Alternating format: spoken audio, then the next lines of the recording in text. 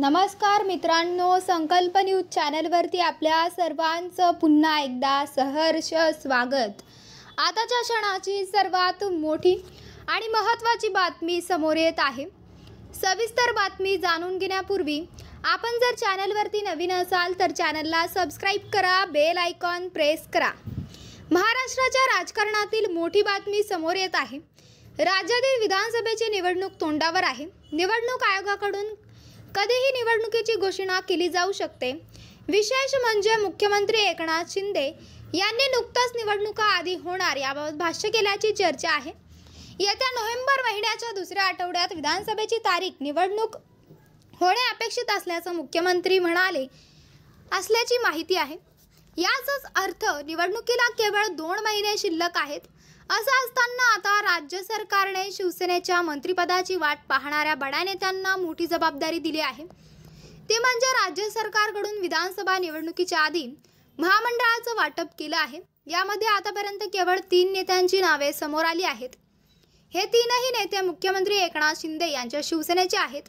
वाटप झालेल्या महामंडळात अद्याप भाजप आणि उपमुख्यमंत्री अजित पवार यांच्या राष्ट्रवादी काँग्रेस पक्षामधील कुणाचंही नाव समोर आलेलं नाही। शिवसेनेचे प्रवक्ते संजय शिरसाट यांच्यावर राज्य सरकारने मोठी जबाबदारी दिली आहे।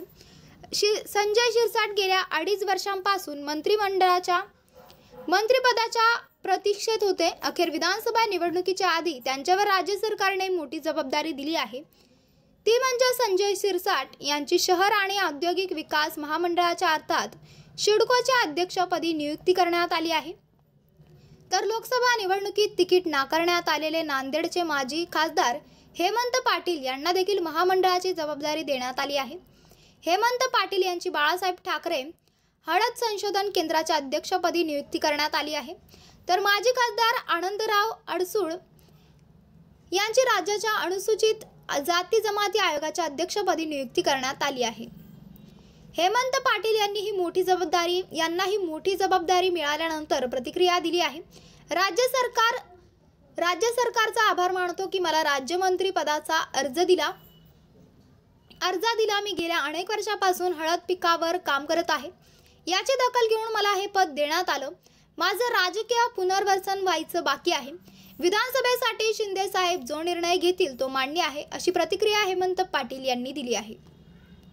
तर मित्रांनो, आपल्याला काय वाटतंय? आपली प्रतिक्रिया आम्हाला कमेंट बॉक्सच्या माध्यमातून नक्कीच कळवा आणि चॅनलला आणखीनही सबस्क्राइब केलं नसेल तर चॅनलला सबस्क्राइब करा, बेल आयकॉन प्रेस करा, जेणेकरून असेच नवनवीन व्हिडिओ व चालू राजकीय घडामोडी सर्वप्रथम आपल्याला या चॅनलवरती बघायला मिळतील।